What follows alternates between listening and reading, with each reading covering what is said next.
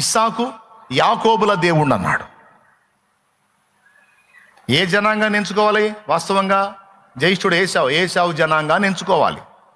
కానీ ఏశావుని, అతని జనాంగాన్ని పక్కకు నెట్టి యాకోబు వంశావళిని ఎంచుకున్నాడు దేవుడు. అందులోంచి రక్షకుడిని పుట్టించాడు. యాకోబులో నుండి నక్షత్రం ఉదయించును. వాస్తవంగా అది ఏశావులో నుంచి ఉదయించాల్సింది. చిక్కుడుగాయల కూర, ఈ చిక్కుడుగాయల కూర తగలయ్యా.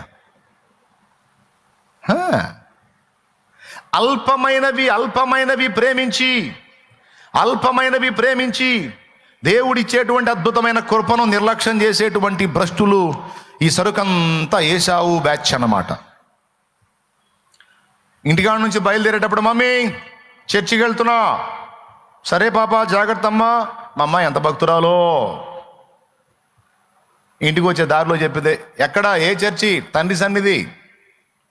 అటుపక్క బైక్ పార్కింగ్ ఉండదు చూడు, దాని అవుట్ సైడ్ ఉంటాను, అక్కడికి రా.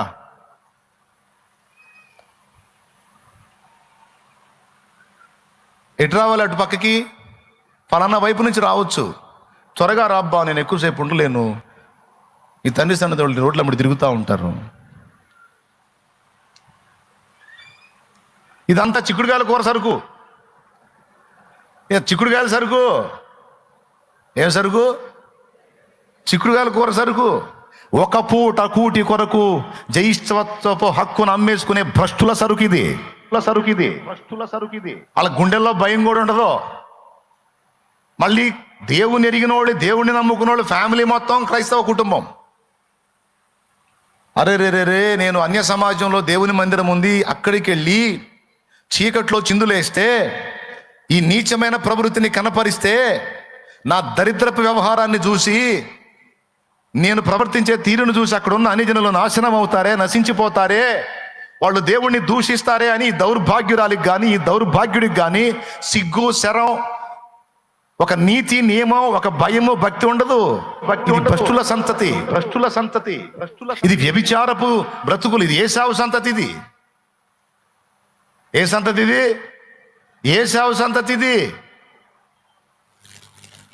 అరే నన్ను చూసి ఆత్మలు నశించిపోతాయే, దేవుని మందిరాన్ని, దేవుని పరిశుద్ధ స్థలాన్ని, దాని పవిత్రతని నేను గౌరవించాలే, సన్మానించాలే.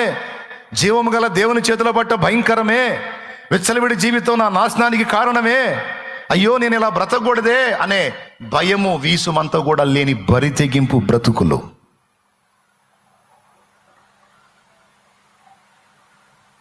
ఏమందాం వీళ్ళనే?